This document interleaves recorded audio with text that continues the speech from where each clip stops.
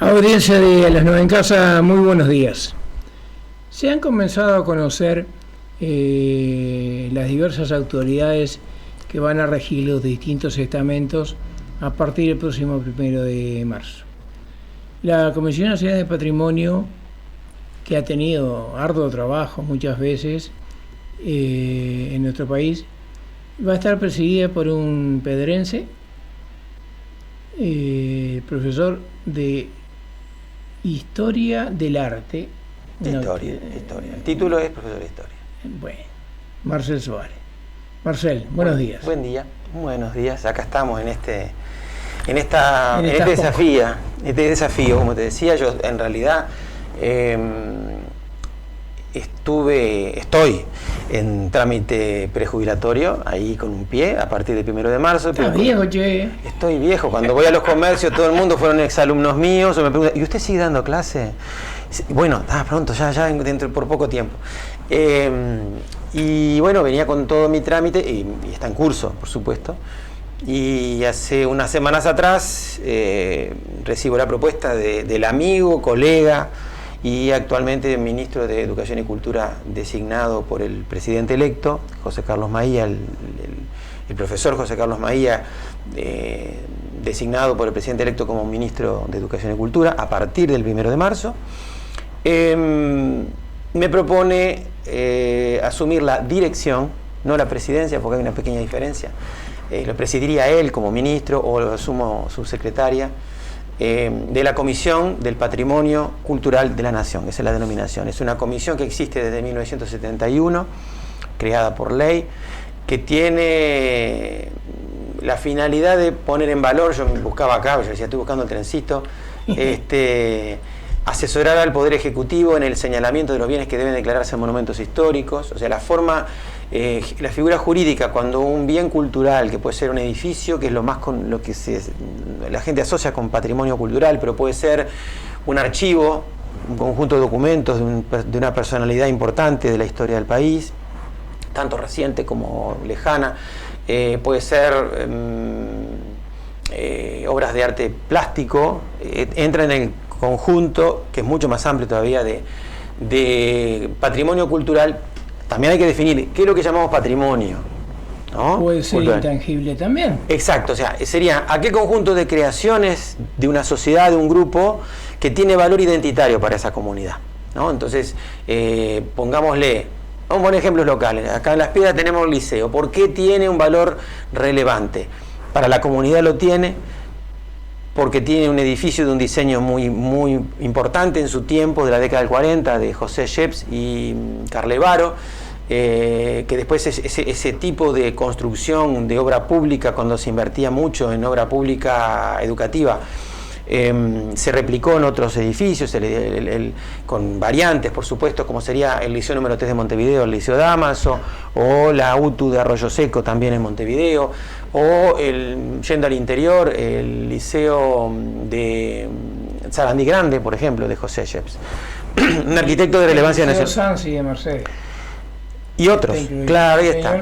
No, yo fui ahí por eso. Quiebro la lámpara. Está bien, hoy sería el Liceo 2, ¿no? 2. El número 2.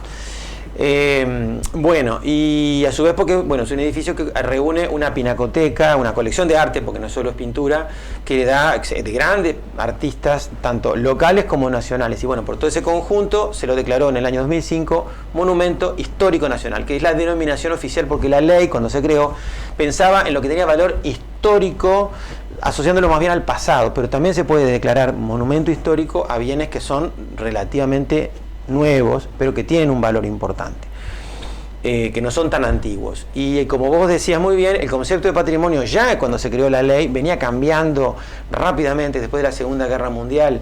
El concepto de patrimonio pasó de bienes inmuebles a bienes culturales muebles, de bienes culturales. La palabra que estaba buscando y no la recordaba. Y ahora se te corrió el flujo sanguíneo. Patrimonio inmaterial. Claro, exacto. Está el patrimonio material e inmaterial. Por ejemplo, el Uruguay tiene declaró como patrimonio inmaterial la tradición del bandoneón, el candombe, que incluso junto con la Argentina, ante la UNESCO, que es la Organización de las Naciones Unidas vinculada a la cultura y a la educación, se logró que el tango fuera declarado Patrimonio Histórico de la Humanidad, inmaterial. En el Uruguay, por ejemplo, el ciclo de la lana, el pericón. El ciclo de la lana hace poco. Hace muy poquito. Creo que eso Sí. se hizo, ¿no? Sí, la presentación este año, en el 2024. Sí. El pericón también, nacional, es considerado patrimonio cultural intangible. Por lo tanto, abarca distintas expresiones de la cultura que tienen valor identitario para todos los uruguayos y que se busca transmitir, legar, cuidar para transmitirlo a las generaciones futuras. Y que algunos de esos bienes o creaciones culturales los hemos recibido de unas cuantas generaciones atrás. No todo tiene que ser muy viejo, depende del peso que tiene en la comunidad. Puede cambiar incluso, ¿no? Cosas que de repente eran de un valor excepcional hace 50, 60 años, de repente hoy no vale tanto. Hay un listado de bienes que esta comisión tiene por departamento. Lo más fácil es encontrarlo Patrimonio Uruguay por Instagram, pero si uno pone Patrimonio Uruguay MEC en un buscador, se encuentra con la página. No hay una página específica, sino que está dentro de lo que sería el árbol. La tengo descargada y siempre la uso como... Ahí está, dentro de la página del Ministerio de Educación y Cultura, sí, que a su vez forma parte de la página de Poder Ejecutivo y Presidencia de la República.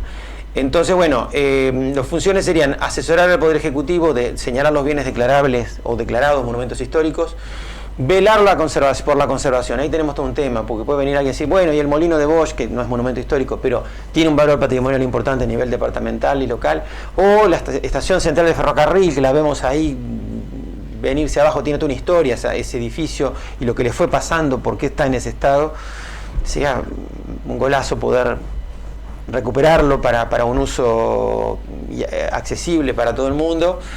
¿Y qué ocurre? La comisión no es una entidad pública que con la varita mágica reconstruye y mejora las cosas. Simplemente señala, indica, bueno, esto tiene un valor, y los propietarios, sean del Estado o particulares, son los que deben, con el asesoramiento de la comisión, proceder al mantenimiento o recuperación en la medida de lo posible. También la comisión sugiere la adquisición de documentos que sean de valor, por ejemplo, que aparezcan en una subasta, de objetos que tengan un valor particular, archivos, o de adquisición, puede ser por compra. Voy a poner un ejemplo, volviendo a lo local. Hace unos años falleció Alfredo Pareja, hijo del pintor pedrense Miguel Ángel Pareja. Quedaba un conjunto de cajas en su sucesión de documentos, y esos documentos se compraron y pasaron al Archivo General de la Nación. Bueno, la institución que medió en esa compra fue la Comisión del Patrimonio Cultural. También, bueno, habrá que proponer un plan para publicar e inventar el patrimonio. Siempre es un tema permanente de tener un listado de los bienes culturales que posee el Estado, o sea, a nivel de edificios, a nivel de archivos, de libros importantes, de pinturas, de esculturas, otro tipo de expresiones artísticas. Hay una ley que ya tiene más de 20 años, del año 2000 y poco, en la época de la presidencia de Jorge Valle, que plantea la necesidad e instruye, pero cuesta mucho llevar a la práctica, tener un inventario de todo lo que tienen todas las entidades públicas del país. O sea, es velar por el acervo público y también estar atento a lo que sería el patrimonio cultural relevante privado. Recordemos que aparte un área que no entra dentro de la órbita de esta comisión, que es el patrimonio natural. O sea, está el patrimonio cultural y el natural. Acá lo que se ha conseguido desarrollar es el Sistema Nacional de Áreas Protegidas, que está vinculado al Ministerio de Ambiente y que en definitiva por esa vía... Por ejemplo, vendría a ser los humedales. Por ejemplo, los humedales, ahí está. Distintos espacios que merecen... hay áreas protegidas, por ejemplo, sobre el río Queguay, el Lunarejo, en Rivera, que tienen relevancia por su biodiversidad, por su riqueza ecológica, y en ese caso es un patrimonio que debemos legar a las generaciones futuras, que como dicen que se le atribuye a un líder tribal africano, El mundo no lo recibimos de nuestros ancestros, sino que es lo que nosotros le tenemos que dejar a nuestros descendientes, ¿no? No lo recibimos nuestros mayores, sino que es lo que le debemos dejar, pertenece al futuro, pertenece a nuestros hijos y nietos y bisnietos. Entonces uno tiene que pensar en cómo cuidar lo que tenemos, que no quiere decir congelarlo, inmovilizarlo, cómo utilizar de repente un territorio, pero que el efecto que generamos inevitablemente sobre ese territorio, o sobre un bien, en este caso material, pongámosle un edificio público, permita mantenerlo para que no se destruya, ¿verdad? ¿Has podido, Marcel, en este corto tiempo que sabes que vas a estar a cargo de esto, algún lineamiento que hayas pensado, por dónde debería ir la cosa, que se podría incorporar o reforzar para que esto fuera... Porque muchas veces yo veo que la gente no sabe. Bien dijiste vos, un listado. Ahí está. La gente no lo conoce. Bueno, yo antes, no te olvides la pregunta, que no se nos corra el coágulo ninguno de los dos, que no se nos tape el flujo sanguíneo, pero me parece importante decir que esta comisión se creó en principio como una comisión honoraria que la integran personas que no cobran su sueldo. Con el paso de los años se vio que había que tener una pata administrativa, o sea, funcionarios que registraran el trabajo de esta comisión honoraria, y ahí es que se genera dentro de la comisión el cargo de director general, que es lo que se me propuso, se me encomendó a partir de marzo. En este momento el director de la Comisión del Patrimonio es el arquitecto William Rey, y es importante saber que está la parte de miembros honorarios, o sea, reitero, un grupo de personas que se reúnen periódicamente cada 2 semanas más o menos. Hay representantes del Ministerio de Educación y Cultura, en este caso yo sería parte de esa delegación del Ministerio de Educación y Cultura, de la Universidad de la República y del Ministerio de Transporte, a ver si dice por acá, de Transporte y Obras Públicas, porque justamente, bueno, ahí después, porque justamente se pensó mucho en principio en los bienes materiales arquitectónicos cuando se creó la ley. La ley llevó mucho tiempo y, como decía el arquitecto,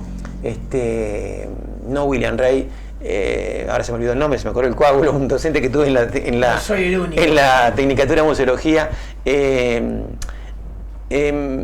Hay que pensar que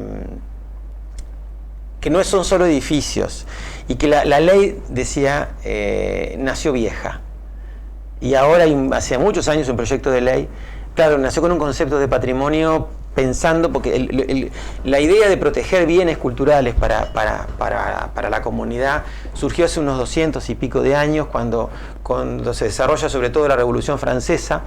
El fervor popular contra la monarquía llevó a la destrucción de una cantidad importante de edificios, de conventos, de castillos, y alguien dijo, hay que frenar la cosa. Esto lo hizo el pueblo francés, es de siglos anteriores, hay que mantenerlo, y entonces desarrolla una política de preservación de los bienes arquitectónicos. Por eso la arquitectura tiene un peso muy grande en el concepto de patrimonio. Pero con el paso de los años, y sobre todo después de la Segunda Guerra Mundial, se empezó a ver que había otras cosas, además de edificios. Como tú dijiste, tangible e intangible, después el patrimonio natural, que no entra en la órbita de esta comisión, pero se dialoga para que también se articule con otras entidades del Estado la preservación de los paisajes. Ahora, vos me preguntabas cuáles serían los lineamientos, ¿no?, que deberíamos desarrollar desde la comisión en este nuevo periodo. En principio, lo que yo te plantearía sería fortalecer los logros que históricamente esta comisión ha tenido en esa lista importante que crece todos los años de sitios y de bienes en general de interés patrimonial a nivel nacional. Eso es una responsabilidad que medio que me quitó el sueño por lo menos 2 noches pensando a ver si agarraba viaje con esta responsabilidad. Una es esa, continuar con la declaratoria, que la declaratoria tiene ventajas, pero también tiene un compromiso para quien es el propietario del bien. La ventaja es que le da visibilidad. Bueno, se declara monumento histórico al archivo fotográfico de la fotógrafa Isabel Gilbert. ¿Quién es esa señora? Bueno, fue una señora que empezó un poco como aficionada, pero se perfeccionó en el oficio de la fotografía, desarrolló una obra fotográfica formidable para prensa, sobre todo, pero también una colección personal que cuando uno la mira queda sorprendido. estamos hablando de una señora que murió ya hace unos años, en el correr del siglo XX, desarrolló su obra. Bueno, ahora sus fotografías impresas y reveladas y su archivo en negativos está bajo custodia en el departamento de Salto, por ejemplo. Bueno, ahora viene el otro punto, a quién pertenece, cómo se cuida, y es ahí que la comisión genera una responsabilidad de decir, bueno, damos pautas. Por ejemplo, si es un bien arquitectónico, hay un equipo de arquitectos en la comisión que asesora si se hace una modificación, una intervención, una reparación en un edificio que es Monumento Histórico Nacional, debe contar con el asesoramiento de esta comisión, no para trancarle las cosas, sino para orientar, para que la intervención sea lo más respetuosa posible, adaptando las necesidades que hoy se tienen cuando un techo se llueve, cuando hay una instalación eléctrica o sanitaria que está destruida, cómo se reemplaza esa instalación que debe ser sustituida siguiendo un criterio que respete la mayor parte o el espíritu original del edificio, si es un edificio, ¿no? Hay un equipo de arqueólogos, hay un taller de restauración muy interesante que tiene un registro aparte de las obras, sobre todo del Estado, que ha ido restaurando. Y después, ¿cómo fue que yo llegué a la comisión? Que eso es importante. Yo, reitero, profesor de historia con un pie en la jubilación, con experiencia también en gestión de centros educativos. Esa es mi historia, ¿no? Profesional. En el 2020, en los días en que estaba iniciándose la pandemia en nuestro país, recibo una llamada, a media cuadra de acá, estaba yo en el auto esperando a mi señora, de Ana Ribeiro, otra pedrense, que en ese momento, y es subsecretaria del Ministerio de Educación y Cultura, dice, acá estamos reunidos con William Rey y pensamos que necesitamos profesora ella también. También, exactamente. Historiadora, licenciada en Historia, con el arquitecto William Rey, que a su vez yo lo tuve de profesor en algunos cursos que hice en Historia del Arte en ese momento en la Universidad de Montevideo. En Uruguay no tenemos lamentablemente una especialización en el área pública en Historia del Arte, increíblemente. Todavía está pendiente eso, se enseña en formación docente, pero no tenemos formación de profesores de Historia del Arte. Por eso hoy yo te hacía la aclaración. Tuve que transitar por la vía privada, lamentablemente. Digo, por suerte en Uruguay hay más formación que antes, ¿no? En el CLAE, por ejemplo, ahí sí yo hice la especialización en Historia del Arte.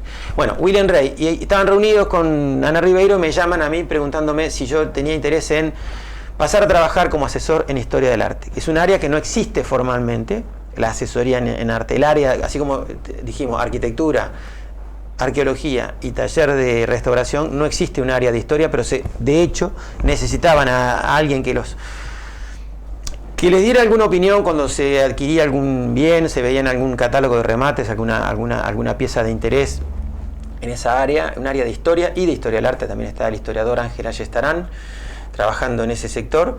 Y bueno, y consulté, entre ellos, en aquel momento un referente que yo pensaba, bueno, si aceptaba o no, un tal Yamandú Orsi, que en ese momento era intendente de Canelones. ¿Ángel Ayestarán es algo de Lauro Ayestarán? Es uno de los hijos, el hijo menor de Lauro Ayestarán. Ángel.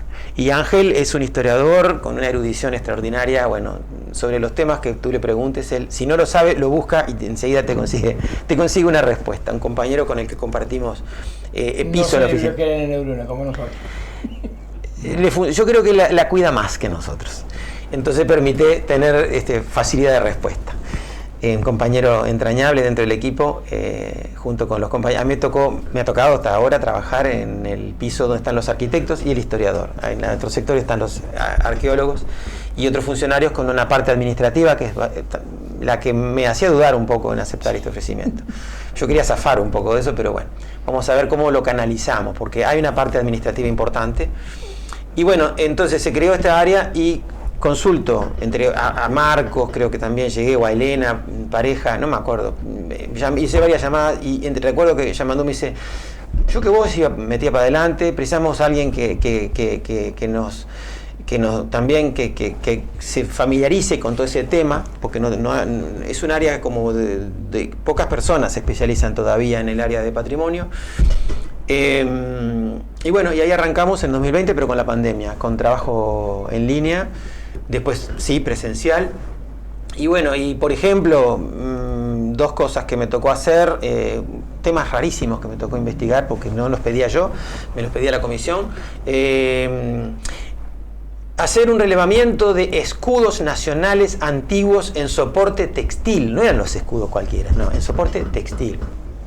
Ahí me contacté con bordadoras, entre ellas Luján Soria, que es la que está en este momento bordando la banda presidencial, que es la tercera que hace. Bueno, Luján, había un cuadro que se había comprado, un cuadro bordado, lo observó, me dijo, esto no es bordado, esto es otra técnica. Guau, a mí ya me mató. Y se relevaron más de 60 escudos, 65, en soporte textil. En Las Piedras hay uno, acá en la Criolla hay uno de ellos, en La Paz hay otro, en distintos soportes textiles azules, que llevó a una exposición que se hizo en noviembre del 2023. Otro tema que está en curso, que vamos a ver si sale una publicación, orfebrería en el Uruguay, el oficio de los diseñadores y artesanos y artistas que hacen joyas en el Uruguay, que hay algunos, nos quedó por la mitad de la historia, hay que continuarla, llegamos hasta la década del 30, 40, artesanos, voy a nombrar dos figuras que en su momento fueron relevantes. Santiago Cosolino, que es el que hizo el anillo de Juana de Barburú cuando la nombraron Juana de América en el año 29, pero hizo anillos para Gardel, para Eva Perón, no porque no tenía simpatía por Eva Perón, porque trabajó acá y en Argentina, un personaje con una historia fascinante. Al cardenal Pacelli, cuando era cardenal, que vino a Buenos Aires y terminó siendo el Papa Pío XII, o sea que allá en el Vaticano hay un anillo de él, y otro artista de la joyería que se llamaba Raúl Rama, pero después de él, en esos años llega Torres García, que si bien no fue orfebre, sus discípulos sí incursionan en esa rama de la actividad creativa, sobre todo Olga Piria, era una artista que se dedicó mucho a la joyería, y su marido Carlos Jauregui era el que las hacía, y esa parte está por escribirse todavía, ¿no? Bueno, todo Gurbich, estoy hablando de los Torres Garcianos, sin contar otros artistas que se han especializado, la gente que está familiarizada. Burbich, ¿el del museo? El mismo, sí, el artista, o sea, el taller Torres García, no el maestro, sino integrantes del taller y discípulos del taller incursionan en esa actividad. Esa historia, ese capítulo no va a salir ahora, va a salir no se sabe cuándo, pero está el material. Está demorado. Va a quedar demorado por el cambio de autoridades y todo lo demás. Y bueno, un tema que yo desconocía. Y uno se encuentra que, además de pintores, escultores, arquitectos o músicos, bueno, tú hablabas de Lauro Ayestarán, es un investigador que hizo un relevamiento formidable de lo que es el patrimonio musical de este territorio, que no es solo lo nacional. Hay gente, a mí me ha tocado en esta aventura entrar en contacto con gente de 33, de Rivera, de Florida. Bueno, entonces la gente de la frontera, por ejemplo, trabaja muchísimo con colegas historiadores o investigadores del patrimonio y de la historia del otro lado de la frontera, que se comparte. Hay una cultura compartida. Entonces hay que explorar mucho por todo ese lado. Entonces, volviendo a la pregunta, continuar con los logros, que sería la puesta en valor de determinados bienes, fortalecer debilidades que no se han podido resolver, que no tienen que ver con este periodo, sino que son históricas, que por ejemplo se ha ido jubilando personal, que hay que buscar la manera de recuperar ese personal especializado. Es un grupo que serán como máximo 15, 20 personas para atender necesidades y pedidos de todo el país. Algunos son atendibles porque son importantes y otros de repente no lo son tanto, pero hay que explicarles a las personas que se comunican por qué de repente no se atiende el molino de Bosch, por ejemplo, ¿no? Porque es un bien particular que tiene un valor patrimonial local, y los tiempos para hacer los procedimientos de intervención lamentablemente son mucho más lentos de lo que uno quisiera. Tenemos la estación de ferrocarril de Las Piedras hecha pedazos. Bueno, hay toda una historia que explica por qué se llega a ese estado, hay una problemática social, y entonces ahí voy a un segundo punto. Como docente, que no lo puedo evitar porque es mi matriz profesional, desde la Comisión de Patrimonio, contribuir a la educación como ciudadanos, a la formación como ciudadanos. O sea, la valoración y el cuidado no depende solo del dueño, depende de toda la comunidad. Tenemos una plaza recién arreglada, acá en Las Piedras, ¿verdad? Bueno, ¿el cuidado depende del guardia de la plaza? Sí, pero también depende de todos los usuarios. Para eso tenemos que tener la cabecita pensando. Si yo uso ese banco o consumo un producto, no tengo por qué estar tirándolo al piso, no tengo que estar marcándole mis iniciales con un spray, por ejemplo.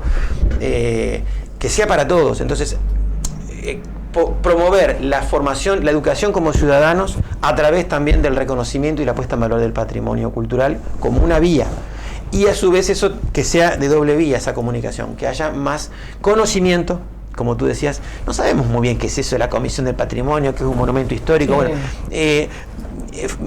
desarrollar los medios de información a través de redes sociales que hay a nivel de internet, por ejemplo, o este medio que estamos utilizando, que es la televisión, pero agilizar quizá con un criterio más cercano a cómo son las formas de consumo de contenidos en la actualidad, para que se sepa por qué. Mi hijo chico dice, para mí patrimonio no me dice nada, la palabra patrimonio. Bueno, a mí me duele, pero es un indicio interesante para que yo trate, hacia dónde hay que apuntar, por qué jorobamos con esas cosas viejas del patrimonio, ¿no? Pero no son tan viejas. El tema es que la gente se tiene que empoderar de esas cosas. Bueno, pero las por eso tienen que cuidar. Claro, que no es solo el Estado, que no es solo el propietario, sino también la comunidad. Si la comunidad, el vecindario está preocupado porque el molino, que hemos participado en alguna reunión con autoridades y vecinos, y autoridades en este caso, tanto del municipio como de la intendencia, que está demorando todo ese proceso porque los tiempos, a veces los protocolos y los trámites son complejos. Son engorrosos. Lamentablemente. Pero si hay un barrio que dice eso para nosotros, porque define el nombre del barrio, nos criamos mirando ese edificio, yo creo que está importante eso. Entonces yo creo que hay que fortalecer el compromiso de las comunidades y que también la comunidad sepa por qué a veces no se logra las mejoras y los cuidados con la rapidez que se debiera, porque ya les voy diciendo, señoras, señores, el patrimonio, la conservación del patrimonio es una guerra perdida. ¿Por qué? Porque el tiempo pasa y los bienes, tanto naturales como, y nos vamos poniendo viejos. Y se va transformando, aunque no querramos se transforma, y con lo que es inmaterial se va olvidando, y lo que no está documentado se va perdiendo, y lo que es material se va deteriorando. Las pirámides de Egipto dentro de unos miles de años no van a existir más. Pero yo voy a aprovechar que estamos aquí, que le está admirando la gente. Yo te voy a comprometer en algo. Hay un lugar... ¿Algo más? Sí. No, pero esto es personal. Sí. Esto es personal. Algo que debería de verse y para mí amerita una declaratoria para poder encararlo de otra manera. Tiene dos nombres, el Castillo de la Pilarica o el Azote de Rosé. Bueno, yo creo que hay que también pensar... Yo fui testigo de todo el arreglo... De la recuperación, toda la 2011, 2010. Que se hizo desde el año que asume... no había ni siquiera alcalde. Estaba Raquel Vallarre en la Junta, cuando era la Junta. Ahí fue donde se hizo y se adquiere por una condonación de deuda, se adquiere el terreno con el edificio. Ahora, ¿qué pasa? Ahí hay que ver también, justamente, pusiste el dedo en un asunto interesante. No solo por el ejemplo concreto, sino que eso se replica en todo el país. Esa necesidad de que hay comunidades. Mira, por ejemplo, te voy a poner un caso concreto. Tengo un estimadísimo amigo virtual, porque no hemos podido vernos personalmente, pero chateamos todo el tiempo, que es el historiador local Jorge Carlos Muniz Cuello. Que él es el historiador digamos, más destacado de la localidad, de la ciudad de Vergara en 33. Entonces había una iniciativa que había surgido desde parte del municipio hace ya varios años pidiendo la declaratoria de Monumento Histórico Nacional de el Mausoleo de los Albes, que es un panteón de mármol impresionante en el centro del cementerio de Vergara. ¿Qué ocurre? La comisión evaluó, tuve que hacer el informe, visité el lugar, busqué información, buena parte me la aportó el estimado Cuello, pero no salió la declaratoria y se planteó que era de relevancia a nivel departamental, que era importante que se moviera, que se gestionara a nivel de la Junta Departamental y del área de patrimonio del Gobierno Departamental de 33, la declaratoria de interés patrimonial, porque según la normativa de cada departamento, también tienen muchos departamentos, no todos, un área de patrimonio. Departamento, de dirección, según cómo se organiza. Canelones lo tiene. Canelones lo tiene. Está Virginia Vidal. Claro, ahí está, entre otros compañeros conocidos y muy estimados. Entonces, hay que trabajar en que se vaya como por círculos concéntricos. La puesta en valor a nivel local, barrial y municipal, a nivel departamental, y entonces eso fortalece, y hay que ver, por ejemplo, por qué de repente no fue declarado el panteón o mausoleo, el panteón familiar de los Albes. Porque si bien tiene un valor artístico importante a nivel nacional su peso no es tan grande como lo tiene a nivel local. O sea, es importante para los vergarenses, es importante para el departamento 33, entonces hay que irlo trabajando a nivel gradual, incluso como parte de podríamos decir, una ruta que tiene que ver con el patrimonio funerario. Porque si ahí si ese fuera el mausoleo, pongámosle, de la familia Sarabia, y de repente ahí reposan los restos de Aparicio, ya es otra cosa. Porque es un personaje que movilizó a un país entero o a medio país en determinada época histórica. Por dar un ejemplo, ¿no? Pero resulta que la familia Alves era una familia de estancieros muy importantes en esa región, pero que no, digamos, no tiene una proyección de carácter nacional. Más allá del valor intrínseco, uno mira el mausoleo y es una preciosidad. Porque a su vez es de una marmolería montevideana, de la cual ya hay otros ejemplos que están dentro de cementerios que son monumentos históricos. Entonces se consideró que había que empezar por el trabajo a nivel local y sobre todo de puesta en valor departamental. Esto mismo tendría que ser, me parece, opinión personal, con la Pilarica.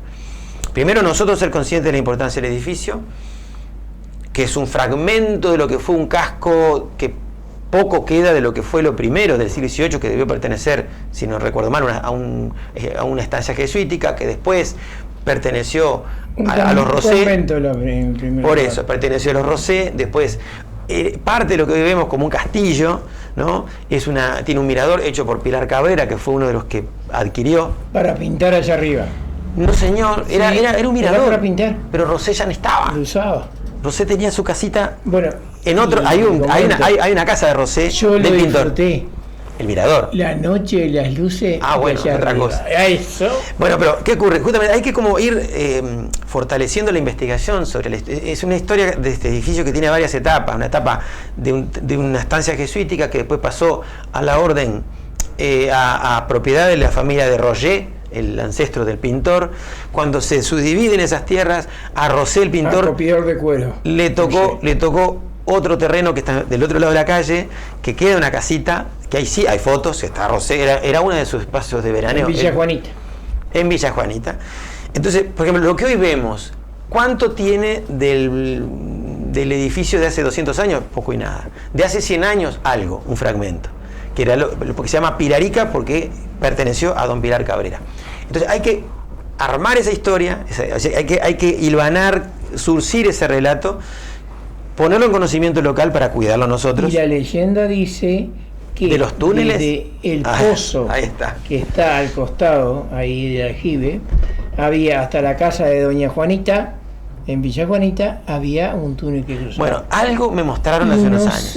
Sí, yo lo vi también. Y no sé si a ti te quedó registrado, cuando se estaban haciendo las reformas, se encontró una moneda portuguesa del año 1700 y algo. Y sí, ¿por qué no? Porque que eso estaba en custodia del patrimonio de la Intendencia de Canelones. Bueno, ahora, vamos a poner ese ejemplo como para que sea bien claro. Está el tema de la puesta en valor.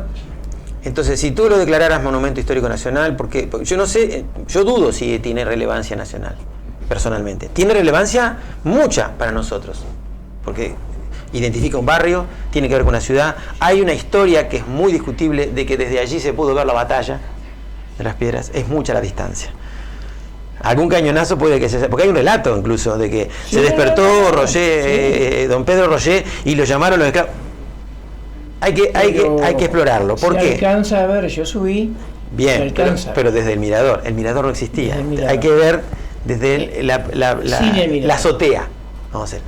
Entonces hay que ver, por eso habría que trabajar. Yo no estoy tirando mitos, digo, pero hay que ponerse a trabajar para ver cuánto hay de relato que a veces se convierte en leyenda, de si se vio realmente la batalla desde ahí. Porque, a ver, cuando vinieron los españoles en 1811 a esperar a las tropas rebeldes que lideraba Artigas, la población local se fue al diablo. Una familia con mujeres, había que sacarlas, porque te la violaban los soldados, los españoles, o del bando que fueran. Entonces, la familia, don Pedro Roger, dudamos. También se dice, la historia cuenta, que allí hizo noche el ejército artiguista. Aparentemente, bueno, a la vuelta de la batalla, al terminar la batalla, está la historia de que pasó y que incluso se lo invitó a pasar, y Artigas dijo, yo tengo que ir con mis fuerzas hacia mi objetivo, que es Montevideo y sitiar Montevideo. Pero entonces hay como que trabajar y debatir sobre esa historia. Yo creo que lo primero con ese lugar es cuidarlo, sin duda. Se ha hecho una intervención importante, lo que queda es una parte del casco, porque una parte que se perdió, estaba muy destruida. Y ahí evaluar si el valor es a nivel departamental, que hay que cuidarlo, o a nivel nacional. Eso puede llevar un tiempo. Primero hay que cuidarlo, pero ahí viene otro punto que no debemos olvidar, y perdón si les robo mucho tiempo, que es la gestión. ¿Qué haces después que tenés declarado un edificio? Por ejemplo, ¿no? O si es un objeto móvil, ¿dónde lo colocás? ¿Dónde lo mandás? ¿Y cómo se lo cuida? ¿Y cómo se informa a la comunidad? Que ese es otro punto. O sea, ¿cómo hacer para que haya una comunicación fluida con la comunidad? Para que sepa, para que cuide, para que no rompa, no ensucie, y si ensucia, que recoja. Porque es parte de todo ese conjunto de la formación ciudadana, ¿no?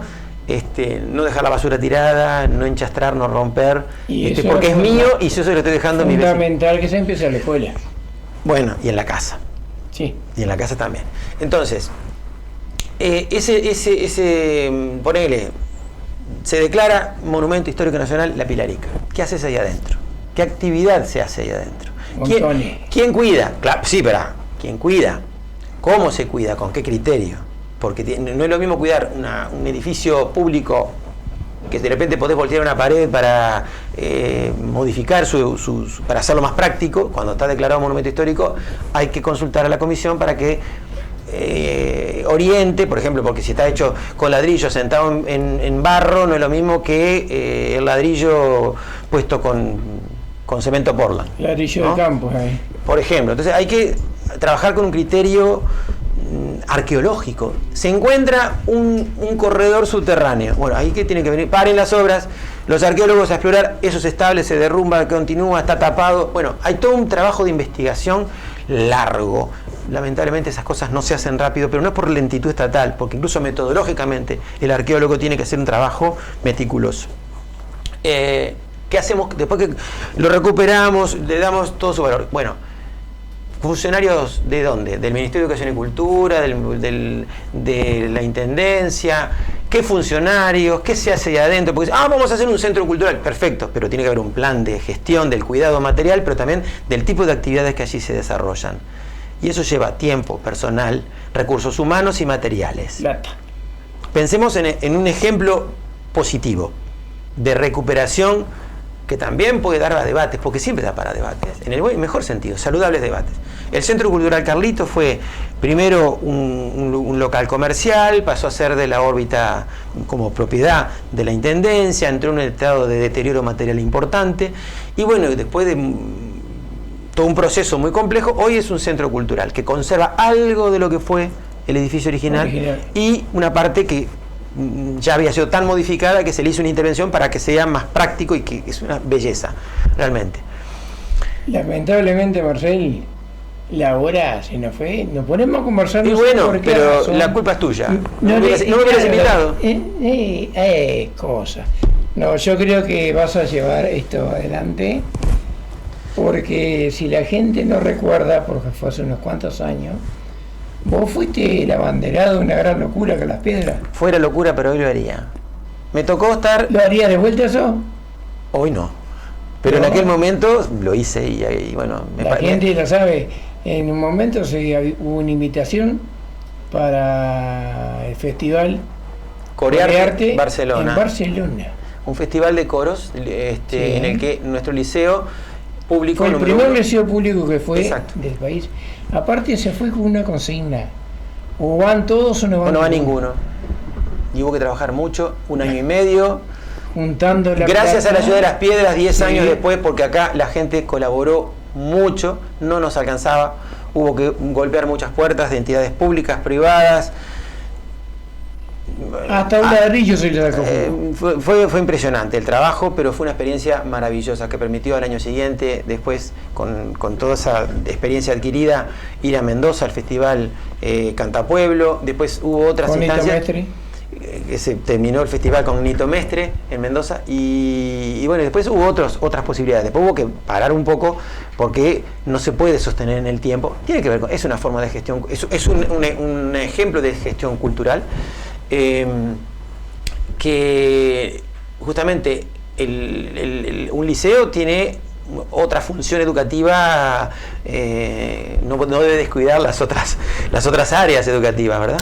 Marcel, viste que a veces se hace un balance de los tantos días de gobierno. Bueno, yo te convoco en 90 días a partir del 1 de marzo. Yo voy a estar, bueno, vemos. No. Primero que no asumí, yo soy asesor artístico ahora. De marzo, 90 días. A ver qué pasa. Para que vengas a decir, me quedo, me voy, o me voy o me quedo. Bueno, yo le dije digo José Carlos Maía, porque nos conocemos desde el año 79 cuando éramos liceales y fuimos compañeros de clase desde el 81 cuando estábamos en tercero hasta que terminamos el IPA en el 87-88. Mirá que donde me sienta incómodo o que no puedo, encaro la jubilación que yo tengo planificada hasta ahora, ¿no? Retirada y fuga. Y sí, por supuesto, porque no es moco de pavo. No. Y a veces la expectativa de la gente es muy grande, razonable, comprensible, pero las posibilidades son limitadas. Y no es para abrir el paraguas, pero realmente tiene su parte de frustración para quien se haga ese cargo y trabaja adentro, y para la comunidad, que a veces espera con una rapidez y una expectativa que de repente no se puede atender, y no quiere decir que no haya compromiso. Bueno, Marcel Suárez, próximo a partir del 1 de marzo, director de la Comisión del Patrimonio Nacional. Puedo arrepentirme, falta todavía, pero es a partir de marzo, primero asume el presidente. La gente no te va a dejar. Bueno, va a haber una manifestación. Yo me he sentido como la reina de la vendimia. Y yo voy a ser el primero en reclamar. Sí, exacto. No, pero fue como, yo me sentí como jorobando, como quien dice acá, la reina de la vendimia. Entre el jueves que se hizo la presentación y este fin de semana, por suerte, no han parado los saludos y buenos deseos, cosa que agradezco muchísimo. Como agradezco este gesto, que en definitiva es una expresión más también de esa expectativa y esa confianza. Bueno, pero las cámaras y los micrófonos acá, abiertos cuando tú tengas cualquier cosa que comunicar, que hablar, decime, Alejandro, está, y venís tranquila. Bueno, muchísimas gracias. Él también es parte de la aventura, de esta que contábamos, de ese grupo de familias maravilloso y de gurises que, es más, me siguen, algunos dicen, felicitaciones, papá coral. O sea, porque me convertí con varios, éramos los padres corales, porque teníamos nuestros hijos allá en Barcelona. Exacto. Cada uno tenía 10 gurises a su cargo y cada uno era el papá o la mamá. Entonces, bueno, yo era el papá de 10. Entonces me decían, bueno, papá coral, algunos me siguen llamando con esa denominación, gente que ahora son adultos profesionales. Hay gente que son profesionales universitarios, otros que están en distintas áreas del mundo del trabajo, y a mí me emociona verlos crecer. Adultos, tienen hijos, tienen unas historias muy interesantes y muy conmovedoras incluso, de superación. Y bueno, vamos que esto sea una historia de superación también. Y así va a ser. Ojalá. Gracias, Marcel, por estar aquí. A las órdenes. Vamos a una pausa y retornamos con más a las 9 en casa.